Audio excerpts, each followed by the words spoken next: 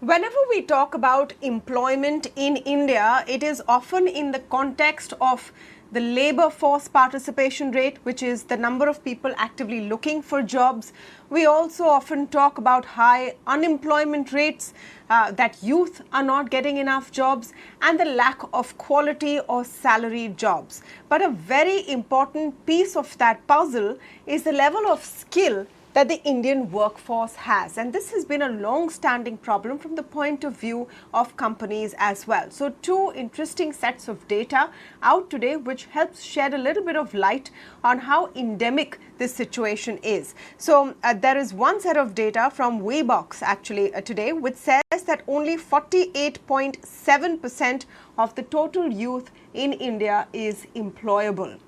That means more than half are not. And this is actually borne out by data from TeamLease as well, which says 56% of the Indian workforce is not skilled enough to meet the demands of the market. Now, that is the real gap that needs to be bridged. And how do we do that? Before we get to that discussion, let me just go across to my colleague Khushbu Tiwari, who's put all of those important points together. Listen in. As hiring activity has picked up in India, let's take a look at how the gap in skills or how the employability looks like. In one of the recent reports called India Skill Report 2022, it highlights that only 48.7% of the total youth in India are employable. If we look at which age group or which experienced people are in the demand, 1 to 5 years is the experienced group which are in high demand, and people in the age category of 22 to 25 years are highly employable right now. If we look at otherwise on which sectors are hiring, it includes IT sectors majorly from hardware to software, and also the BFSI segment. The report also says that the states which have the most employable youth population are Maharashtra, Uttar Pradesh, Kerala and West Bengal. If you look at the states which are at the top in hiring, here too Maharashtra tops the list, followed by Tamil Nadu and Karnataka. The report shows the divide between the women workforce and the men workforce. Only 33% of the total workforce are women, and the report also shows that 75% of the companies have said that they have seen a gap in the skills in Indian work population.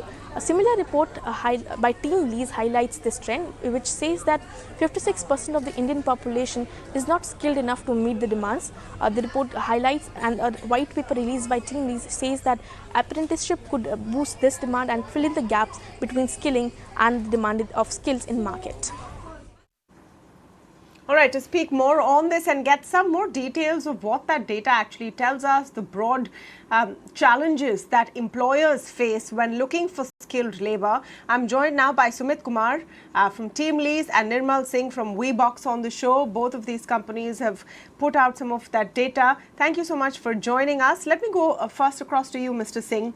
Give us an overview of what is the broad indication that your data tells us. It seems like a very large number when you say 50% and more of India's total youth is not employable.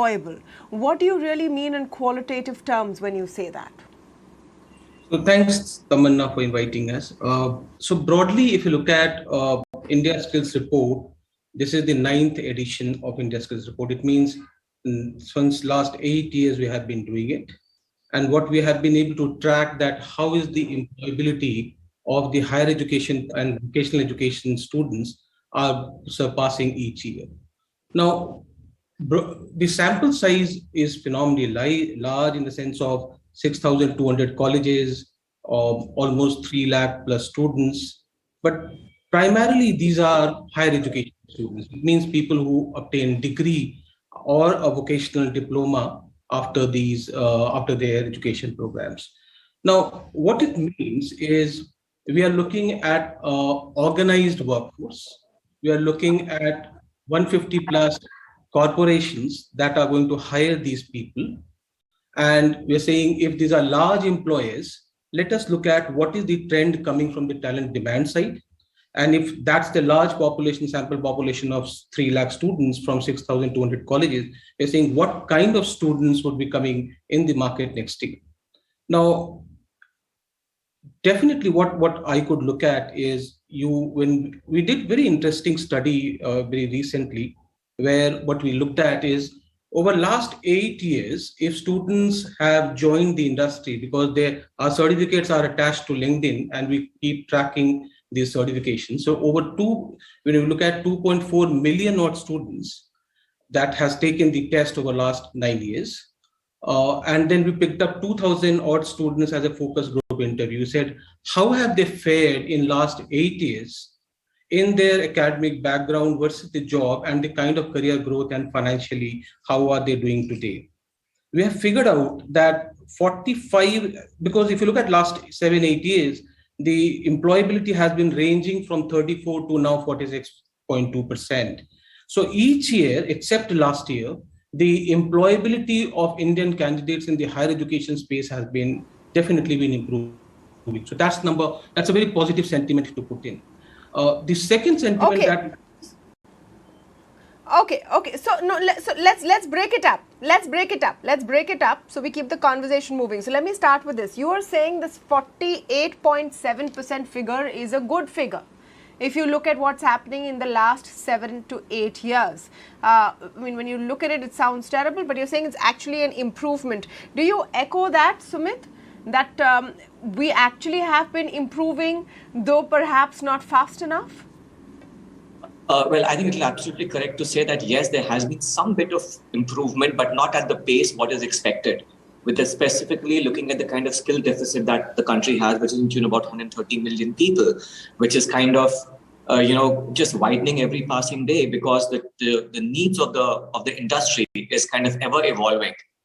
And that kind of leaves the, skill gap. And probably that's the reason why the employability is becoming a major concern, because the skills that are ever evolving.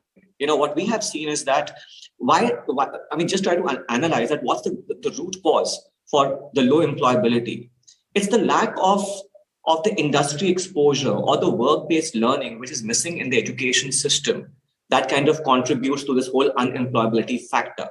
As Nirmal said, that it is kind of improving, because we've seen that there is there's some trust where there's towards blending the vocational education with the mainstream education, to see that how do you give them more industry exposure where you can possibly fill the gap.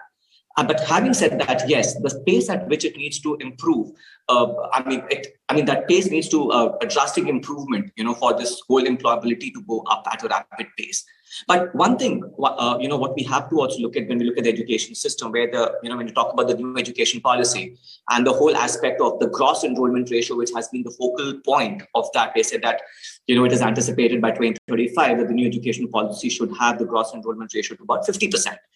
One thing we need to kind of be mindful of is that the gross enrollment ratio should, or I would say the employability rate should not be compromised by chasing the gross enrollment ratio. So I think that's the area which needs to be addressed to ensure that the employability kind of improves rapidly. The fact is that there has been a lot of policy focus on skill development. We've had a skill development ministry, you've had government programs in place, and this is to ensure that those who do not get access to high quality education that they can afford to pay for are still skilled enough for the job market. Are they not, really enough to tap the kind of need out there? I want you to address this fast, Nirmal. So this year, interestingly, we had two partners. One is Ministry of Skill Development and Entrepreneurship, and second is ASAP Kerala. And we asked them that, let us know that how are you trying to build a vocational education? What are the major key strengths that you bring to the vocational education people getting skilled? What you would be very interesting it is to see that in last 3 years, except the last year, and now a couple of months it has started, is there's a huge push from these government and vocational private players is on something called internship, which Sumit just spoke about. It means, how do you bundle some on-the-job training and a skilling education together? That's the key for students to get jobs. I have personally foresee that both the Ministry of Skill Development and Entrepreneurship and the partner called ASAP in Kerala, both have been very vocal about building internship, building apprenticeship in the program, and that is what Sumit just spoke about.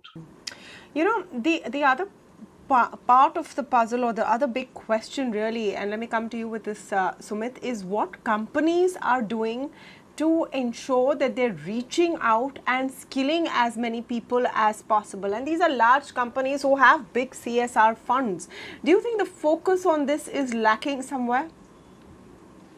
Yeah, I think first of all, we should start disengaging skilling with CSR. I think it's the business need for any organization to invest in skilling, because we just mentioned that 56% of the employees are only able to fulfill. I mean, finding skills becomes a major concern for them. So I think it's high time that they take it as a serious business call to start investing in skills, which is currently kind of lacking. Now, if I were to just talk about the apprenticeship statistics in India, which is the best way for any organization to bridge the skill deficit, India has just close to about 3 lakh apprentices.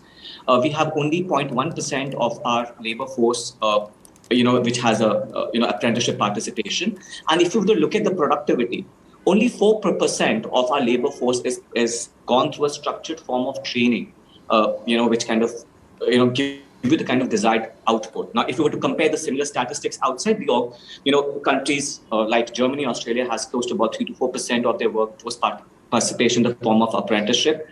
A small province like Queensland in Australia has about 25,000 employees that engage with apprenticeships. In India, that's close to about 20,000 against the 63 million enterprises that we're talking about. So I think organizations need to start looking at creating a talent supply chain by actually investing in skilling through the apprenticeship route.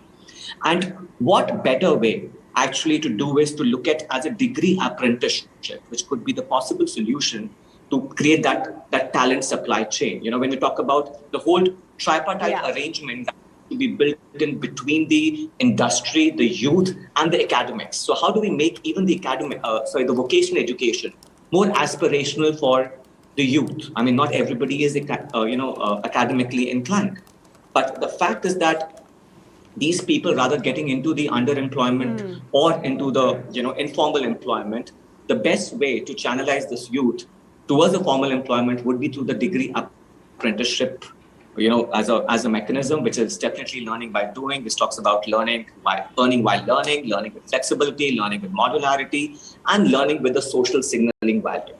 So I think that's the way forward for the organizations to look at bridging the skill gap.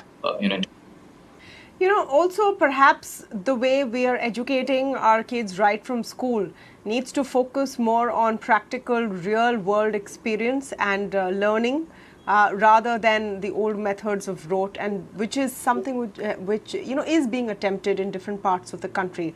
So let's hope that number keeps increasing as we go along year on year. But for now, the fact that 50% of youth who are out there looking for jobs are not being seen as skilled enough by potential employers is definitely a red flag that goes up. Thank you so much for joining us today. Thank you. Thanks, Taman.